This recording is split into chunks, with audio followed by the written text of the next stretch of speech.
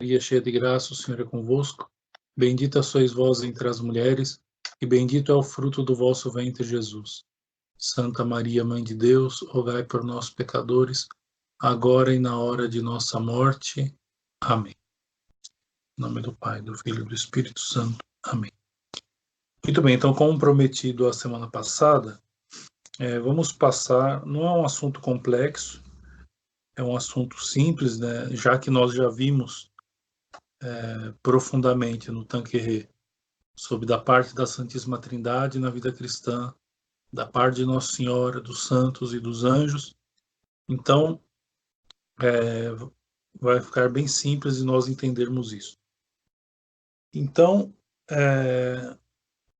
na liturgia católica, nós encontramos vários tipos de culto. O primeiro e o mais importante de todos é o culto de latria. Latria, né, no grego, significa adoração. Lá no livro, no Evangelho de São Mateus, capítulo 4, versículo 10, Nosso Senhor deixa bem claro isso. Ele diz assim: ao Senhor teu Deus adorarás e só a Ele servirás. Pronto. Então, isso é doutrina da igreja. Ou seja, somente a Deus se deve adorar. O culto de latria devido somente à Santíssima Trindade e mais ninguém.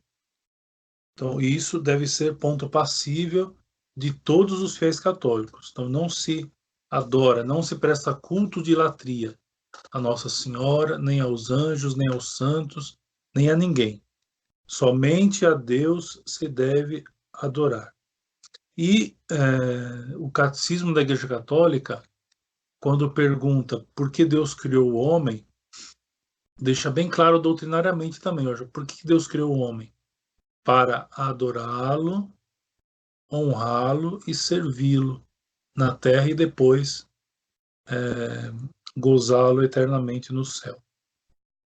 Então veja que o Catecismo da Igreja Católica, o Catecismo Romano, a doutrina católica, toda a liturgia católica, ela direciona um culto de latria que somente é devido a Deus e ponto final. Não se discute sobre isso. Adoração somente a Deus. Esse é o chamado culto de latria.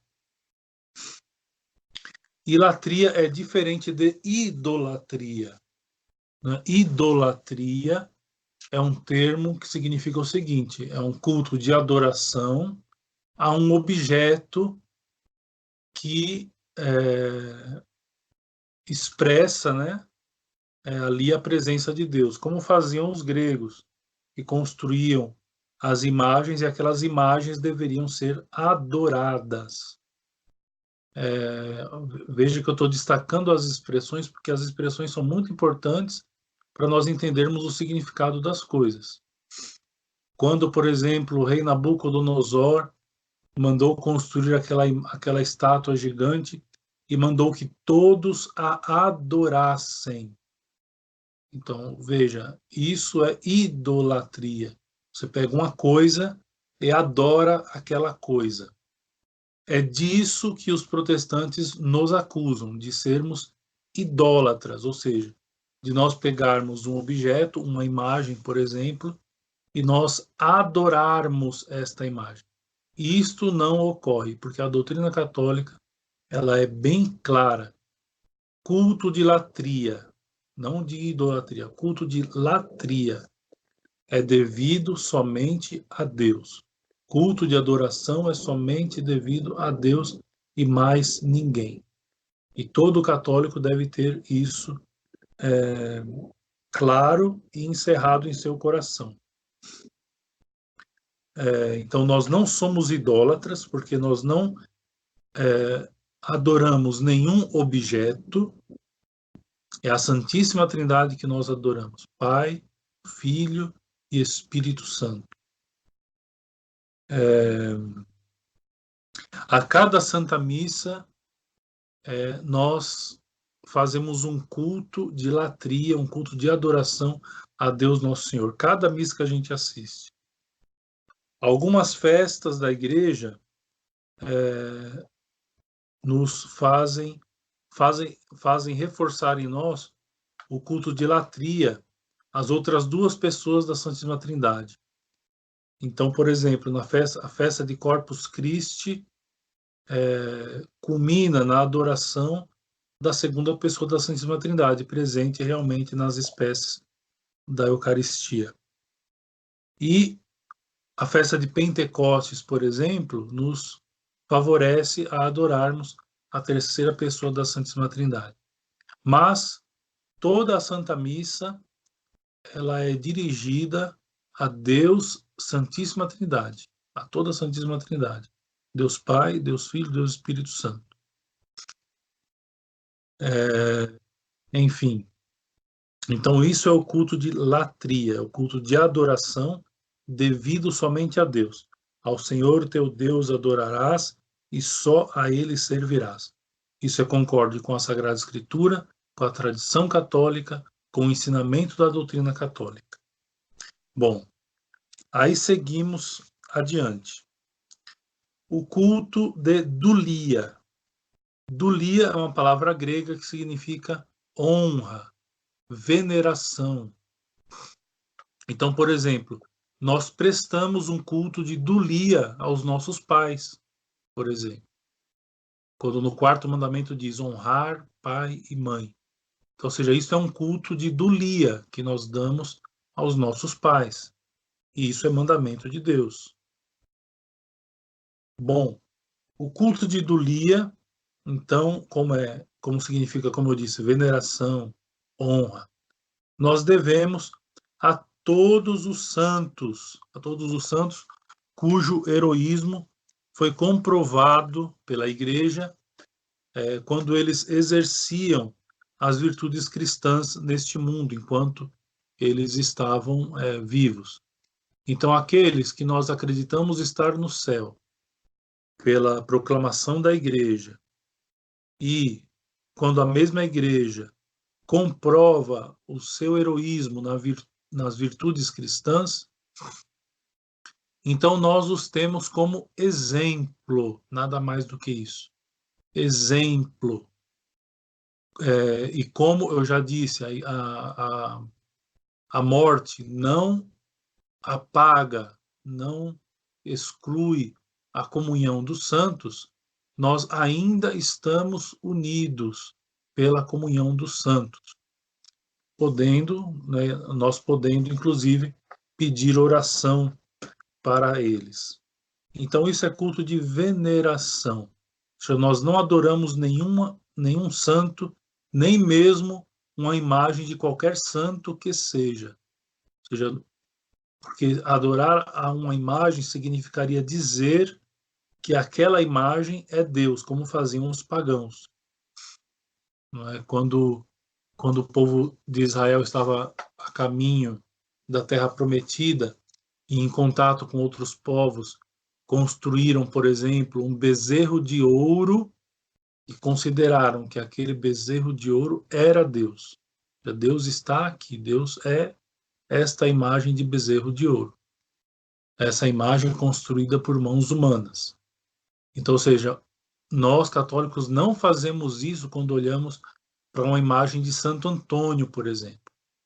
Nós olhamos a imagem de Santo Antônio e a imagem remete àquilo que ela representa, ou seja, o santo e as suas virtudes. Só isso, nada mais. Então não existe um culto de latria aos santos. É culto de dulia, ou seja, de veneração, de honra. Bom, dentro do culto de dulia, nós temos duas variações, que é a protodulia, como foi perguntado, né? E foi por isso que eu achei por bem tratar desse assunto, de protodulia e de hiperdulia. Então, no ano de 1870, o Papa, o Beato Pio IX, ele proclamou São José como patrono universal da Igreja. Como ele foi o chefe da Sagrada Família, como já algumas dioceses o tinha como patrono e padroeiro, então Beato Pio IX estendeu esse patronato a toda a Igreja, proclamando ele como patriarca universal, patrono, perdão, universal da Santa Igreja. A partir dali, então, nasce o culto de protodulia. O que é o culto de protodulia? É o reconhecimento, né, de São José como patrono da Igreja. Primeiro, como pai como patrono da Sagrada Família, e essa extensão à Santa Igreja. E isso é o culto de protodulia. Então, o culto de protodulia ainda é dulia. Então, ou seja, não é um culto de latria, de adoração, é dulia. Só que é um culto de reconhecimento da posição na qual Deus o colocou como dispenseiro da Sagrada Família. E aí ele acaba se tornando, então, patrono da Igreja Católica, da Igreja Universal. Bom, e aí sobra nos explicar o culto de hiperdulia. Hiper quer dizer mais, né? Hiperdulia, então, ou seja, ainda é um culto de dulia, ou seja, de veneração e de honra, só que mais do que aos outros, mais do que aos santos. Em que consiste este culto? Consiste em nós reconhecermos a necessidade do culto à Nossa Senhora. Então, ou seja, o culto e a veneração à Nossa Senhora não são simplesmente importantes ou de livre escolha do católico. Não. Há uma necessidade. Todos nós somos obrigados a olhar Nossa Senhora e reconhecer a honra na qual Deus mesmo lhe pôs. Então, Deus pôs uma honra em Maria Santíssima ao escolhê-la como mãe de nosso Senhor Jesus Cristo, segunda pessoa da Santíssima Trindade. Então, Deus mesmo a elevou, não é? Diz São Luís Maria Grignon de Montfort. Deus mesmo a elevou. Não somos nós cristãos que temos que rebaixá-la daquela posição que Deus mesmo a pôs. Não. Ou seja, nós praticamos um culto de hiperdulia, reconhecendo a necessidade do culto à Santíssima Virgem. Não há escolha para nós nesse sentido. Nós podemos, por exemplo, escolher ter veneração a tal santo, ou a tal outro, ou a tal outro, e etc. Sempre reconhecendo evidente a comunhão dos santos, que a morte não exclui a comunhão dos santos, porque está no credo, é dogma de fé para nós católicos. Agora, reconhecemos que Maria Santíssima foi posta num pilar acima dos outros, quando Deus a escolheu para ser a sua própria mãe. Então, estas são as variações de culto que a igreja oferece a Deus e aos santos. Então, somente a Deus se deve adorar. E dulia, protodulia, hiperdulia, aos santos, a São José e a Nossa Senhora. Certo? Então, é um tema curto, simples, e eu creio que é fácil de entender também. Antes de nós continuarmos com a leitura do Tanqueray, ficou alguma dúvida a respeito disto?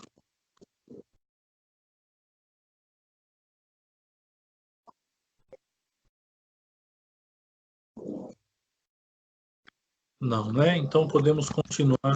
Sim? Alguém a dizer alguma coisa? Não. Padre Gustavo, eu ia dizer só que parece que não, que ninguém tem dúvida. Sim, diga, Sim. Samuel.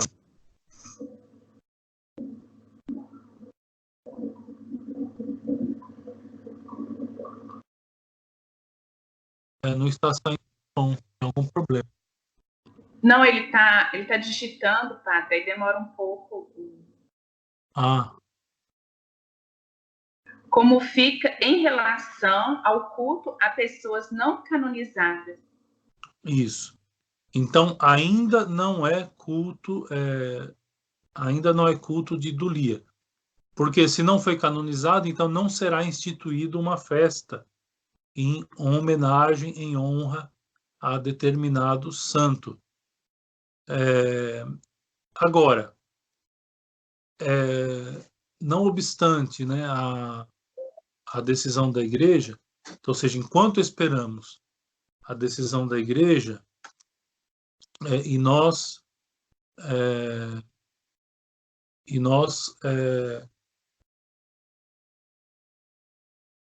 conhecemos a vida de uma determinada pessoa, como tem no caso aqui do Brasil, Padre Cícero, Frei Damião, Padre Donizete, e etc, etc. Então, esses daqui não foram canonizados ainda. Então, ou seja, eles não têm ainda um culto assegurado pela Santa Igreja. Porém, muitos fiéis recorrem a eles nas suas orações. Então, isso não é proibido. Né? Não, isso não é proibido, embora não seja ainda um culto de idolia. Eu vi a pergunta aqui também se o culto de idolia é opcional. Como eu disse, né, nós reconhecemos, nós acreditamos na comunhão dos santos. Então, ou seja, é natural, inclusive, que cada católico tenha um santo de devoção especial. Mas, uma vez que você não exclui aquilo que é próprio da fé da igreja, ou seja, a comunhão dos santos, e que a morte não encerra, não termina com a comunhão dos santos, ou seja, isso é próprio de fé. Então, nós podemos escolher. Então, nós não somos obrigados a ser devotos de todos os santos, imagine só a bagunça que seria na nossa vida espiritual. Mas o culto de idolia, de tal forma, de tal modo, é opcional no sentido, né, do santo que a gente escolhe, ou melhor, às vezes até que eles nos escolhem, né, para sermos seus devotos, e de certo modo a gente não é obrigado a ter devoção a tal santo ou a tal outro, e etc e tal, não é? Não excluindo, mais uma vez, repetindo, não excluindo que nós cremos na comunhão do santo, certo? Certo. Mais alguma pergunta? Eu tenho uma, padre. Sim. O senhor disse sobre a acusação dos protestantes de que nós fazemos idolatria com relação aos santos e a Nossa Senhora, e eu estava pensando se isso não se devia ao fato da questão das imagens, né? Que elas existem por exemplo, dentro da igreja, nos vitrais, e você tem estátuas de santos e as próprias imagens pequenas de santos, né? E nesse sentido eu queria saber qual que é a importância dessas imagens para os fiéis. Certo. De fato, né, eles relacionam, né, o fato de ter imagem com a obrigatoriedade de o fato de ter imagem, aquilo ali já é idolatria. Bom, nós somos católicos, sabemos que não. O fato de nós termos imagens não significa que nós damos a elas culto de latria, culto de adoração. Bom, isso é fato. Então, ou seja, existem muitos textos no Antigo Testamento que proíbem a confecção de imagens para serem adoradas, para serem idolatradas. Por outro lado, Deus mesmo, em algumas passagens, manda que se faça imagens. Manda fazer os 2 querubins para guardar a Arca da Aliança. Manda que se faça várias imagens para enfeitar dentro o templo de Salomão.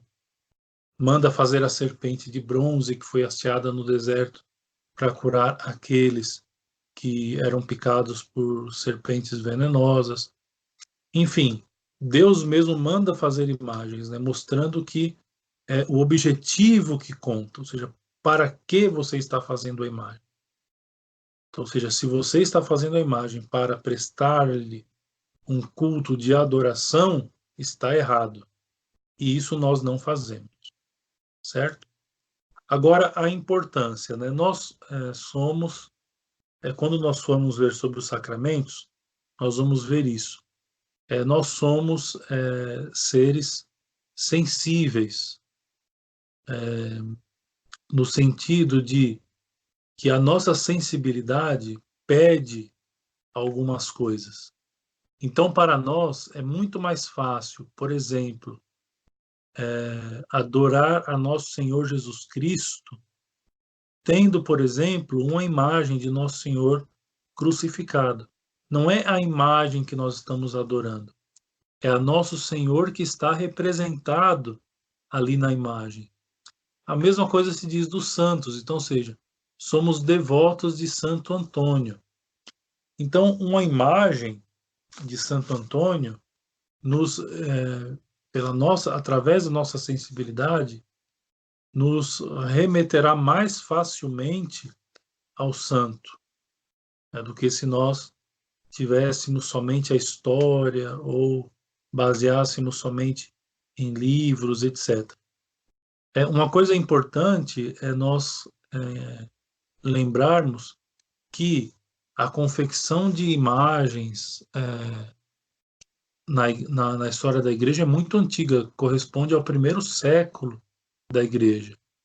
Então, volta e meia encontram-se igrejas antigas datadas do 1º século no Oriente e as Domus Ecclesiae no Ocidente, toda pintada com imagens de Nossa Senhora, de Nosso Senhor, dos apóstolos, né, e etc. Então, ou seja, a nossa sensibilidade, né, como que exige certas coisas para nós termos mais afinidade àquilo.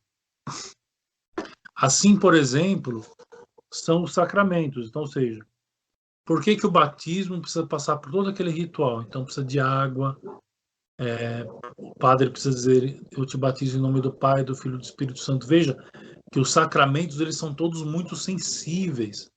A Eucaristia, né, que nós colocamos na nossa boca, comungamos o próprio Cristo Eucarístico. O sacramento do Crisma, ou seja, o bispo faz o sinal da cruz na nossa testa e ainda nos dá um tapa na cara. Veja que é tudo muito sensível. Todos os sacramentos são todos muito sensíveis, porque nós precisamos disso. Nós necessitamos dessa sensibilidade. Quando Nosso Senhor cura o cego, tem aquela passagem do Santo Evangelho, todos vão lembrar-se dessa passagem. Nosso Senhor, ele abaixa, pega a lama, pega a terra, faz lama com a saliva, passa no olho do cego e o cego passa a ficar curado. Aí eu pergunto, Nosso Senhor precisaria fazer tudo isso para que o cego ficasse curado? Imagina, bastaria um pensamento de Nosso Senhor e o cego ficaria curado. Não é agora.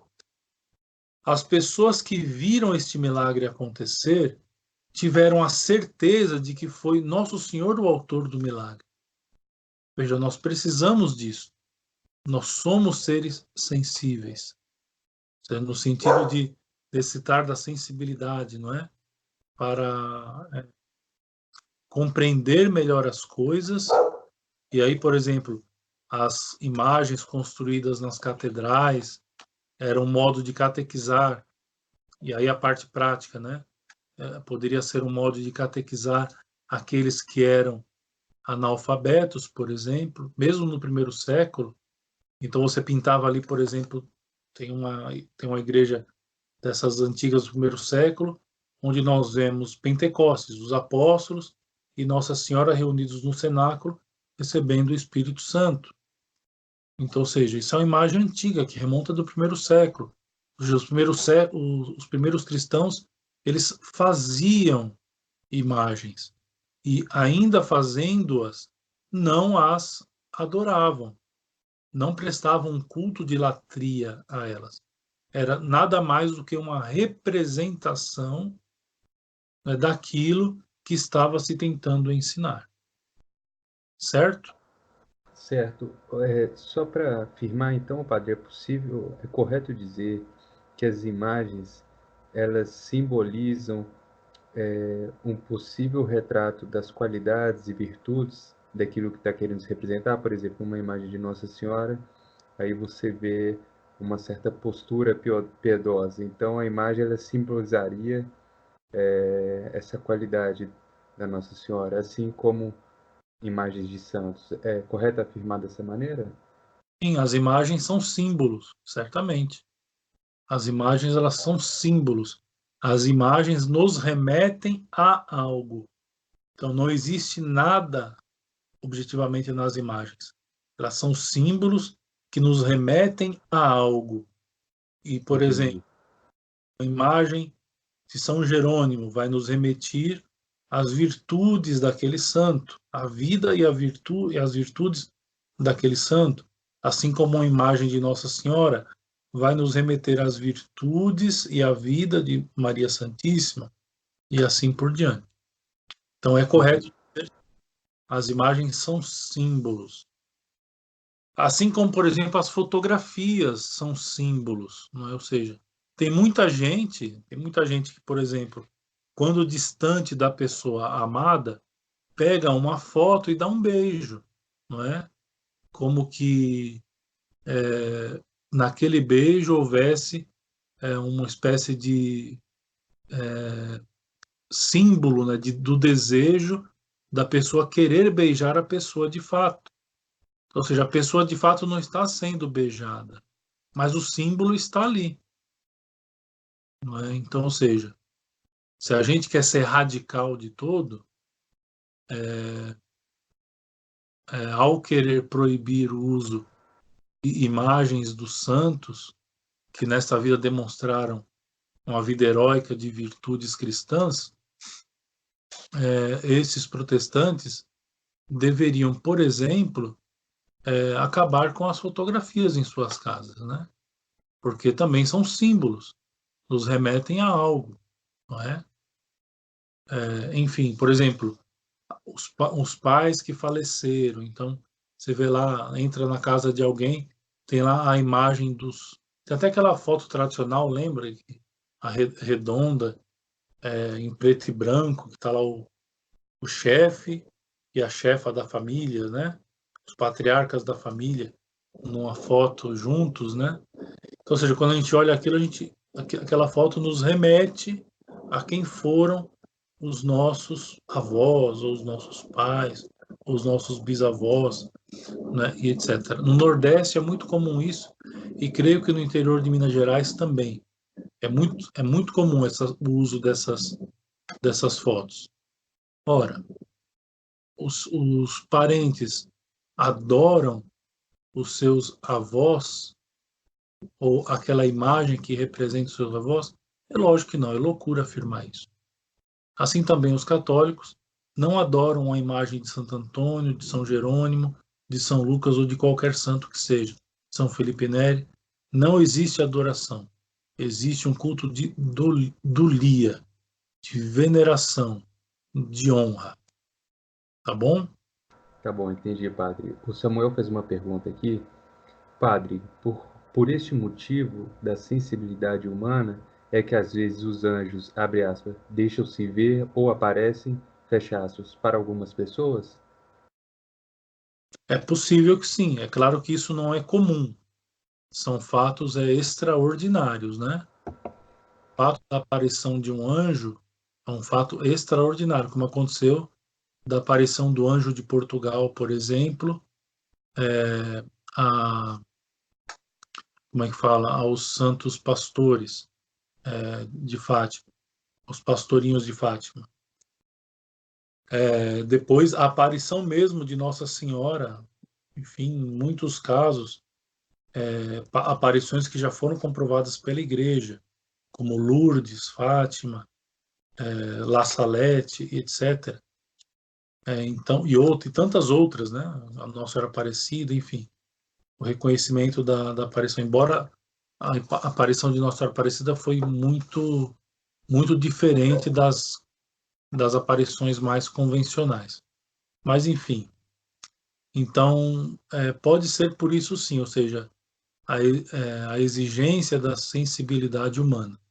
Ou seja, como a nossa sensibilidade exige muitas vezes, como São Tomé, ver para crer, então é possível, né, que muitas dessas aparições aconteçam. Deus permita, vamos dizer assim, Deus permita essas aparições para satisfazer a nossa sensibilidade. Certo? Muito bem. Mais alguma pergunta para a gente seguir o texto?